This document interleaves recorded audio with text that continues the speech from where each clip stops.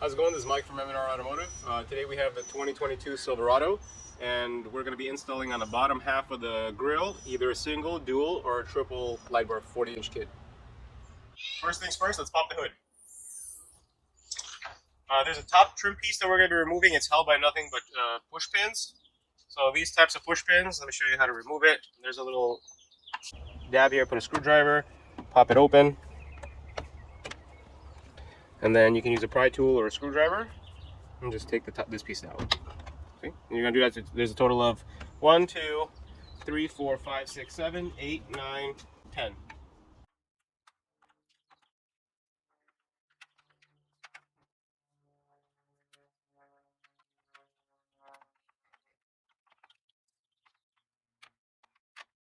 Next thing we're gonna do, we're gonna remove this latch piece. There's 2 Torx bolts here. This will allow the top piece to be lifted up after the latch is removed.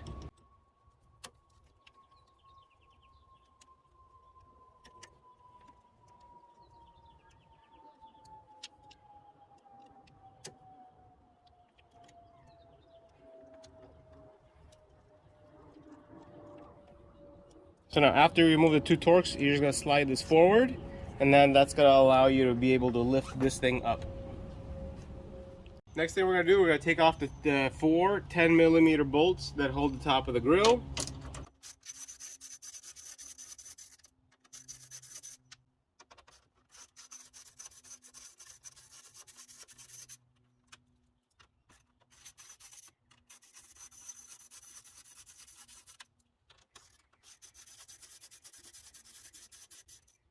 Take out the 4 Torx bolts that are holding the under fender material.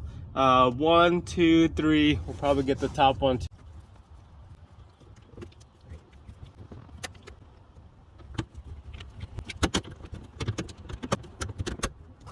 Now we're going to remove the bottom, the edge bolt here that holds the fender and the bumper together.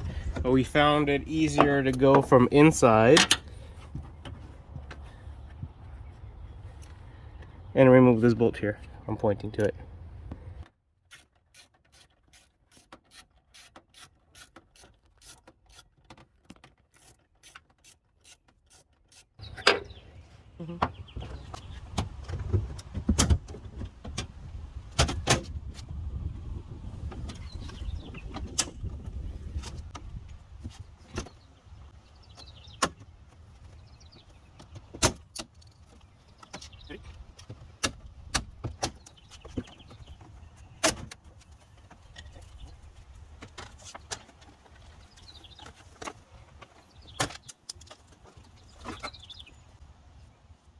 If any clips came off during the installation, we can just pop them back in and they'll get clipped in when we reinstall the front bumper.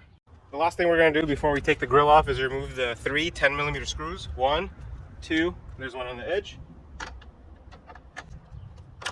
What do you use?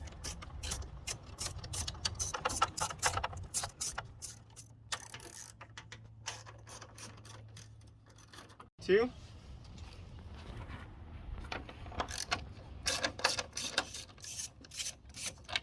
3. Now that we removed all the clips on top and the 3 10mm screws on the bottom, we could just take the grille out. Now what we're going to do, we're going to remove this plastic, this rubber trim piece. We're going to unlock the inserts. So there's a 1, and then you go underneath it, and it pops out. Same thing with this one, just get it started with a flathead. Put a pry tool and underneath it, and it'll come out.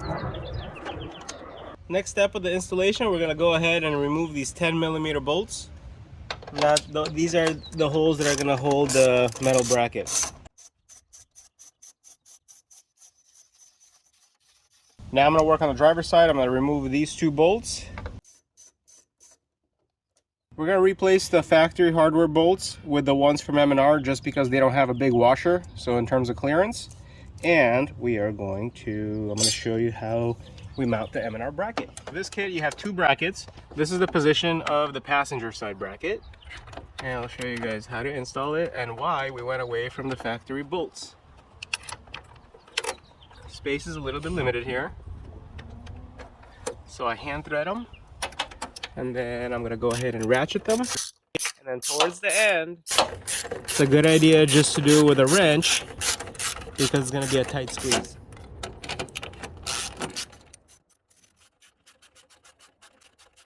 The last few threads I'm going to do with a hand wrench because if you could tell, the head of the socket takes up some of the space and it's not able to tighten it all the way.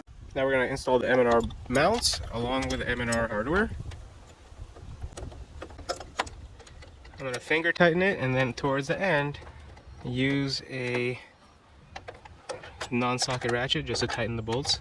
It is a tight squeeze here, and we eliminated the factory hardware so that way we don't have to have the washer. Okay, good. Same thing on the bottom.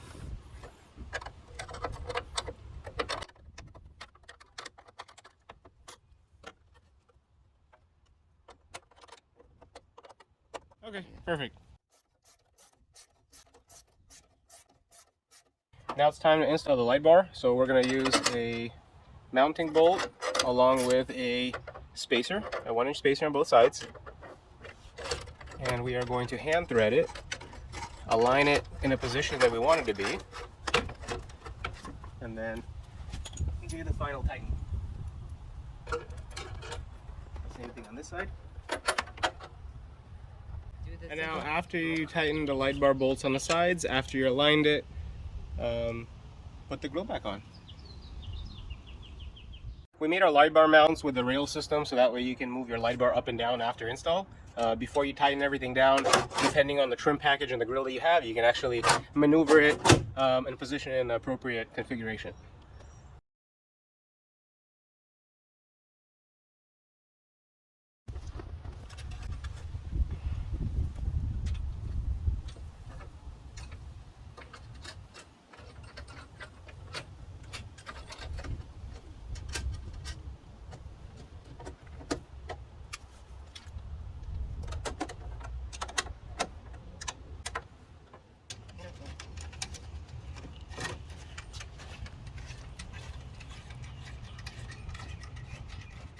As you figure out where you like the adjustment of the two light bars, you can go ahead and place the grill back on and check for placement.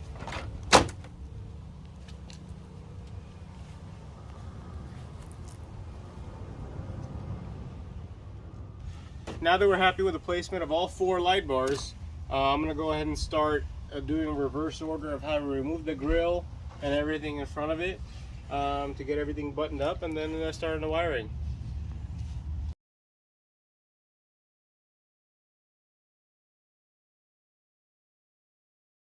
It's already dark, but I wanted to show you guys how I routed the wiring. I used an aftermarket wiring harness. This is where it's tapped into the wiring harness, the light bars themselves. It goes through the relays.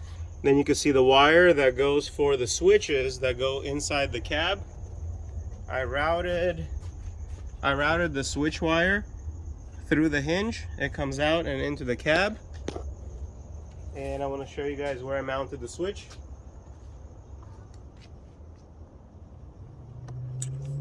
It's right here on the dash.